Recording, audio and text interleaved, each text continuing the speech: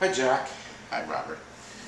Tell me, Jack, I know that about 18 months ago you suffered an injury. Could you explain to our listeners what happened? Well, I was walking in the parking lot and I fell and hit my shoulder.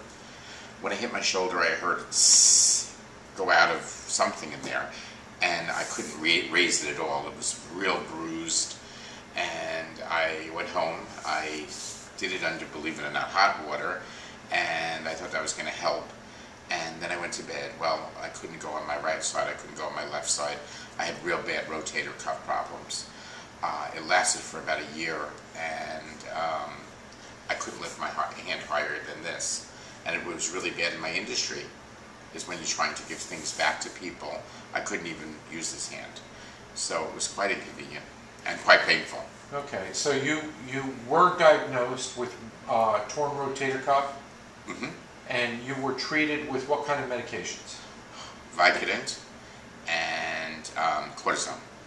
So you took a steroid, and I imagine it was probably a dose pack where you had 6 pills the first day, 5 the second, 4. All right, that was designed to reduce inflammation locally. And Vicodin to handle pain, a narcotic, codeine.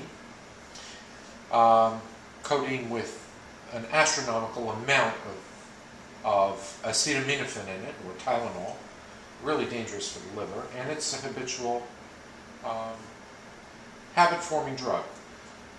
I think it's a class 3. It's a class 3 drug, exactly right, and dangerous, you know. How did the two combinations work to help you? On a scale of 1 to 10. Well, it alleviated it about an 8, which really wasn't that good. But and for how long? Oh, a couple of hours, and then it was a dull pain through the whole thing. Okay. There was no relief. It was like a toothache. So you got over the worst of it, and you settled into a dull ache, but it was a persistent dull ache, and you were only able to get a couple hours of relief when you'd medicate. Exactly. And couldn't still raise my arm. And you still couldn't raise your arm, so you had physical limitations, and your sleep was disturbed all the time. Okay.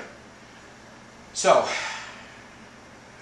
along comes the wand, and from my understanding, this is not the first experience you've had with wands. You've seen wands from other manufacturers.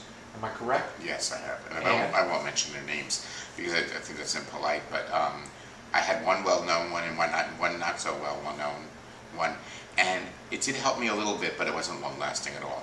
Okay. And how many treatments have you had with the 0-point breakthrough wand? For the rotator cuff, 3 times at 15 minutes a clip. So 15 minutes at a clip for 3 times, and your last treatment was when? My last treatment was about a month ago. About a month ago. And so you've not had treatment since. And how is your pain on a scale of 1 to 10? There is no pain. In fact, I couldn't raise my arm higher than this, and I can raise my arm to that level, which is like absolutely supposed to be impossible, without any clicking. You know how like with rotator cuff, rotator cuff, the bone clicks? No clicking anymore. No clicking. So you feel that there's been healing in the joint. Wonderful. I'm very proud. Yeah. I'm very proud that our product has been able to help you. And that is justification for me, for all the hard work I put into this in itself. Now, number 2 thing. You are also a chronic migraine headache sufferer, correct? From 13. From the age of 13. So would you care to explain to our listeners what it is you experience, what type of migraines you have? Well, if anybody's had migraines before, they'll realize what the symptoms are. I have something called intraocular, which means it affects the vision.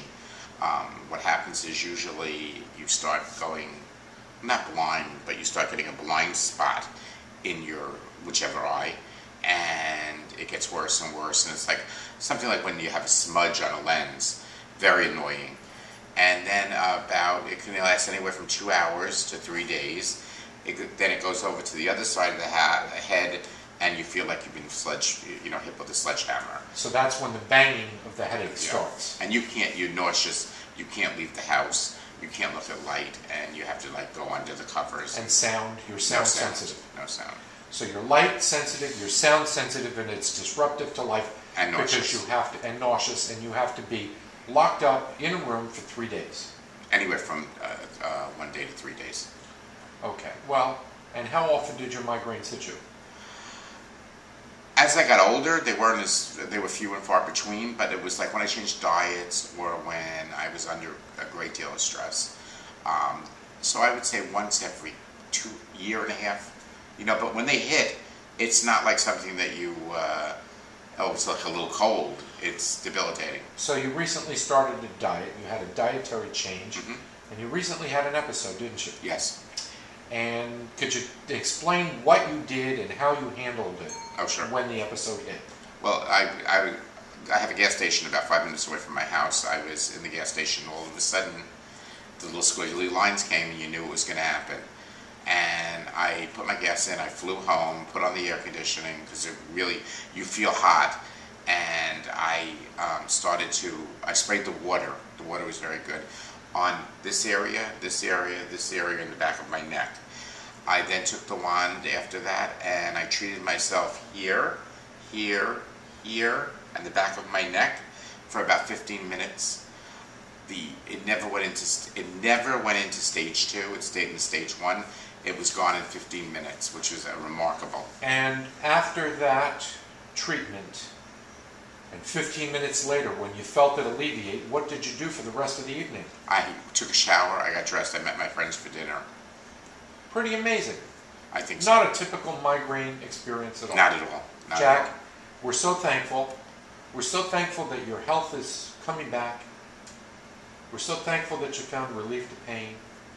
And we hope it continues to help you in the future. Thank you so much for being with us today. This is the little pen.